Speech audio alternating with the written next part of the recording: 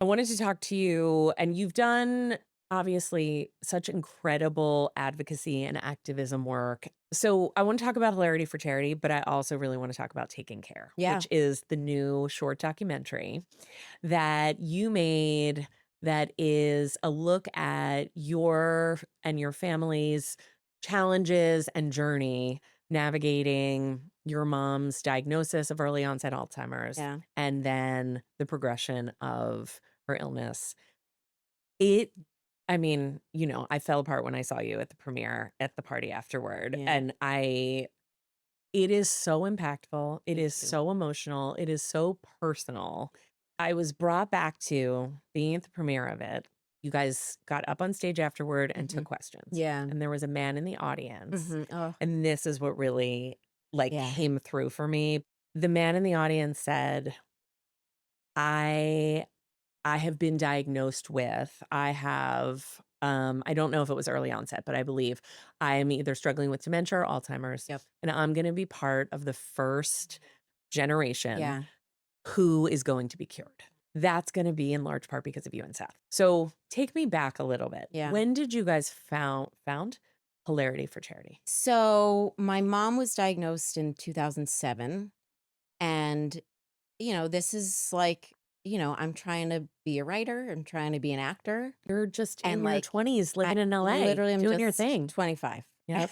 And like, It's crazy. and just trying to figure it out and be in love. And It's an emotional experience watching this documentary. How long is it? I think it's 37, Yeah. 38. Yeah. So it's pretty short, Thank but God. seeing all of the old photos of you and Seth, also just the Yeah. pictures of you growing up, you look There's a lot in so there. much like I her. know. I mean, I I've know. seen photos before, but Yeah. just seeing there's just great video of you guys together, of her with your sweet dad, of her with your brother, just Yeah. all of it and what a force she was. Yeah. It's She really incredible. was.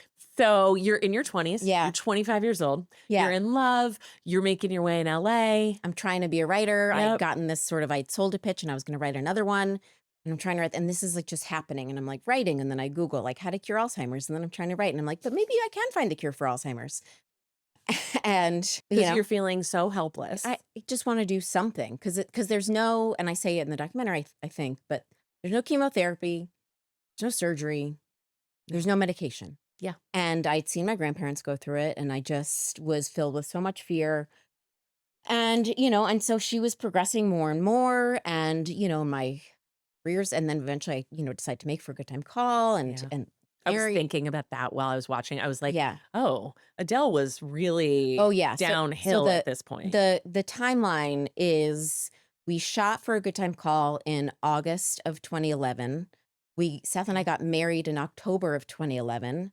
The first Hilarity for Charity was January of 2012. Oh my And then god. For a Good Time Call premiered at Sundance the weekend later in January of 2012. And then my parents moved out to Los Angeles in July of 2012 because it was too much for them to be alone in Florida. That's a really impactful moment And in the I documentary too. and I left 2 weeks later to go on the For a Good Time Call press tour Oh god. while having these calls with my dad back home in this new place, and things were it was truly the best and worst. It's all things at once, Like, right? it really was. It was like dream come true, fucking nightmare. Truly. Like, And the extremes of that and yeah, holding the space for both, yeah, taking things a day at a time. yeah. There's a great moment, if memory serves, in the doc where Seth is talking about you guys going down there for maybe Thanksgiving. It was right after our wedding, yeah. And basically his parents, the Rogen family talks about everything. Oh, yeah. And very open about that. Yeah. And God bless that. I God bless love that so yeah. much. Yeah. And not sweeping under the rug kind of Mm-mm. people. Mm-mm. And basically saw what was happening and was like, guys, This is not. we got to pull the ripcord here. Yeah. So that must have been Mhm. just so much for Yeah. you. And it is all things at once. Yeah. So much of what's so great about this doc, and what I would encourage anyone, whether you have someone in your life who is struggling with this or not, just it highlights, I think, the strength and the burden on caregivers. in Yeah. any situation. So that Right. doesn't have to be exclusive to No, memory no, loss. absolutely not. Caregivers are caregivers, and Exactly. the things that people do when they're providing care for a loved one is, they're heroic acts. So she's diagnosed in 2007, Well, 5, she first repeated herself in December of 2003 at my college graduation.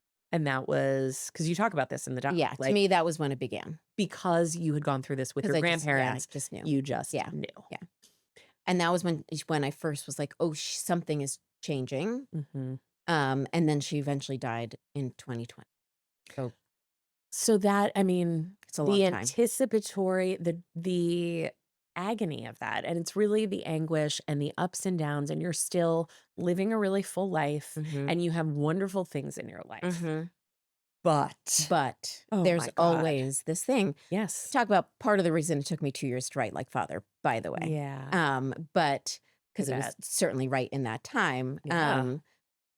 But I think that, I am not someone who takes no for an answer all that well. Yes. And I love that about you. and You are tenacious I as fuck. just It's the best. so I just well, we spent time feeling really scared, and then it was just like, Seth's platform was just growing, and Yeah. and he cared, and then Oh my it God. was How just like great is we it when just he's testifying on Capitol Hill? I mean, That was what's funny is my face in that. I'm literally biting my lip because I'm trying not to go like I learned my facial. I'm like this because I'm like, don't cry, don't cry, don't cry. I just love the congressmen or the senators sitting there, That's just like, kind of like they're so charmed. yeah, And it's also, he was the perfect spokesperson for yeah, that. Him just being so self-deprecating yeah, during that testimony yeah, it was disarming and I think really yeah, helped, get through. yeah, And again, yeah. that was really the beginning. So you guys start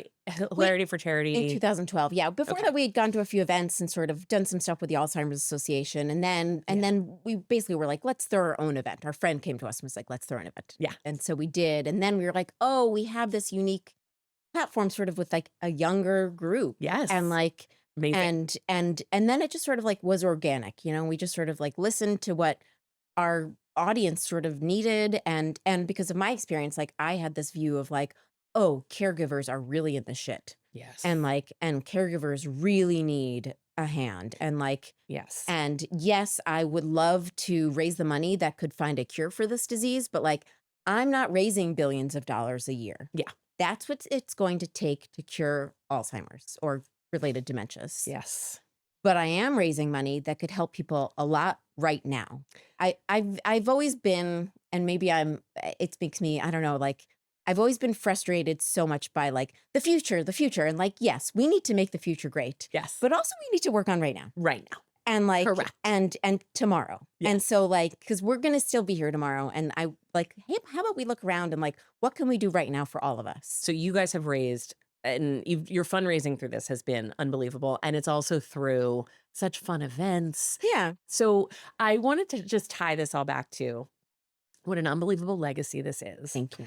How proud your mom would be. I mean, you guys do such a beautiful job framing it. And in the beginning, talking about what a force and what a light Yeah. Adele was. Yeah. And what I said to you at the party through my tears was she would be, what an honor and what a testament this is to her. Yeah. Because this is, and I think you say this in film, it's what she would do. No, I mean, I was really lucky. I had an amazing dad still, but, had Yeah. an amazing mother who was extraordinary in so many ways. And I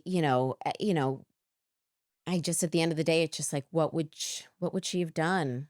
It is honoring her with so much that is, yes, there's footage and moments talking about Alzheimer's, but there's a lot of just celebrating who Adele was. Thank you. And that Yeah. is, I didn't know her, Yeah. but now I feel like I know her a Yeah. little bit, and that lives on. Oh, It's like the thanks. power, Thank it's the you. power of film. Thanks for saying that. Oh my Yeah. God. I Yeah. really, it's so true. And it's beautiful. Talk about exactly what you are sort of providing. For Yeah. them. Yeah. So, it got to the point where my dad was caring for my mom and we needed outside help. He needed respite, he needed a break, and also just like professional help because Yeah. he's not a professional caregiver. Yeah. And so we started bringing in care because we could afford that. Yes.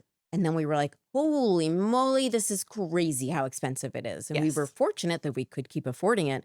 But I was like, oh my God, this is not realistic. Like, I did not grow up, in the situation that I am currently in. And so, so I had, my and my husband and my brother's careers not gone the way they had, Yeah. we wouldn't have been able to afford the care that we were providing. And because of how I grew up, I was like, oh, this is the reality for most people. Yes. And so when we started raising a little bit of money, I was like, let's spend the money paying for care for people. I can help Yes. people right now, It's tomorrow. And so in a very tangible way. And so we partnered with this company, this caregiving agency who could help us provide nationally the care. And we were like, how will we do this? And so we created, these applications. Then we had this group of people who I had met, most of which were from a support group that I had joined early on. I think it was either a group for under 30 or under 35, like people with parents with Alzheimer's, so other young people. Yeah. But they were the first people who the grant board, and we read the applications, and then we were going to award the first ones, and we were like, I think we should film it. And we were we were already shooting stuff for the documentary at the time. So you knew to some degree, like maybe this makes it in. Yeah. A friend of mine from film school was directing the documentary at that point. We had shot a whole documentary that was finished in 2017 that we put away. Oh, really? By the way. Okay, yes, wait. There was a whole other life. Okay. A whole other version. And it was beautiful. I bet. But it was long. It was a feature.